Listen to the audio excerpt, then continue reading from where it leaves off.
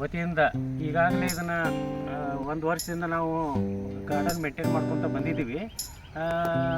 Labour unavailable ಇರೋ ಸಂಬಂಧ ನಾವೇ ನಮ್ಮ ಉದ್ಯಾನವನ ನಮ್ಮ ಆಸ್ತಿ ಅನ್ನೋ ಒಂದು ವಿಚಾರದ ಅಡಿಯಲ್ಲಿ ಹಾಗೂ ಪ್ರಧಾನಮಂತ್ರಿ ನರೇಂದ್ರ ಮೋದಿಯವರ ಸ್ವಚ್ಛತಾ ಅಭಿಯಾನ ಕಾರ್ಯಕ್ರಮದಲ್ಲಿ ಈ 2 ಕಾಲನಿಯ ಪ್ರಮುಖರು ಇವತ್ತು ಕೈ ಜೋಡಿಸಿ ಸ್ವಚ್ಛತಾ ಕಾರ್ಯಕ್ರಮ ಮಾಡಿದ್ದಾರೆ. ಅಲ್ಲಿಗೆ ಇದನ್ನು ನಾವು ನಿರಂತರವಾಗಿ 15 ದಿವಸಗಳಿಗೊಮ್ಮೆ ಕಾರ್ಯಕ್ರಮ ಹಮ್ಮಿಕೊಳ್ತೀವಿ. ಪ್ರತಿ ವಾರ ಇದನ್ನು ನಾವು ಸ್ವಚ್ಛ ಇಡುವಲ್ಲಿ ಒಂದು ಪ್ರತಿಜ್ಞೆ ಮಾಡ್ತೀವಿ ಅಂತ ಹೇಳ್ತೀವಿ. ಇವತ್ತಿನ ಈ ಒಂದು ಕಾರ್ಯಕ್ರಮಕ್ಕೆ ಸಹಕಾರ ಕೊಟ್ಟಂಥ 2 ಕಾಲನಿಯ ಎಲ್ಲ ಸದಸ್ಯರಿಗೂ ನಾವು ಧನ್ಯವಾದಗಳು ಹೇಳ್ತೀವಿ ಅಂತ ಧನ್ಯವಾದಗಳನ್ನು ಹೇಳ್ತೀನಿ.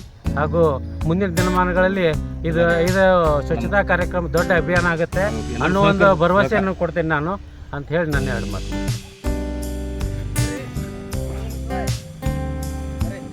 ಸನ್ಮಾನ್ ಕಾಲನಿ ಹಾಗೂ ಮಯೂರಿ ಗಾರ್ಡನ್ ಅಧ್ಯಕ್ಷರು ಎಲ್ಲರೂ ಸೇರಿ ಹಾಗೂ ಎಲ್ಲ ನಮ್ಮ ಸನ್ಮಾನ್ ಕಾಲನಿ ಹಾಗೂ ಮಯೂರಿ ಕಾಲನಿಯ ಸದಸ್ಯರು ಕೂಡಿ ಇವತ್ತು ರವಿವಾರ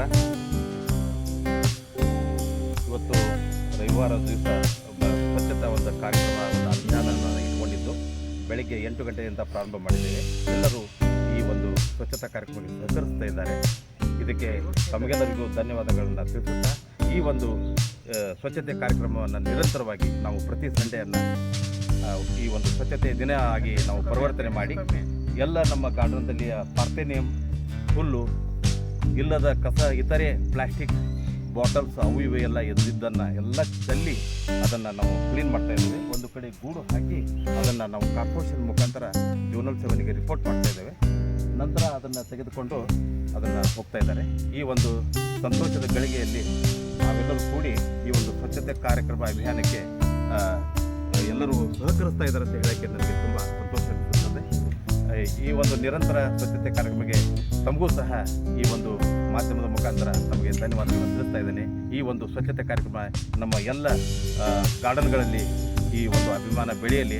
ನಮ್ಮ ನಗರ ಹುಬ್ಬಳ್ಳಿ ಧಾರವಾಡ ನಗರ ಒಂದು ಅನ್ನುವಂಥ ಅಣ್ಣ ತಮ್ಮಂದಿರ ಭಾವನೆಯಿಂದ ಏನು ನಾವು ಸನ್ಮಾನ್ ಕಾಲನಿ ಮಯೂರ್ ಕಾಲನಿಯೊಳಗೆ ಇದ್ದೇವೆ, ಆ ಒಂದು ನಿರಂತರ ಒಂದು ಬಾಂಧವ್ಯದ ಒಂದು ಈ ಸಂಬಂಧ ಈ ಸ್ವಚ್ಛತೆ ಮುಖಾಂತರ ನಾವೆಲ್ಲರೂ ಒಂದು ಗೂಡೋಣ ಅನ್ನುವಂಥ ನಿಟ್ಟಿನಲ್ಲಿ ಇವತ್ತು ನಾನು ಹೇಳಿ ಬರ್ತಾ ಇದ್ದೇನೆ.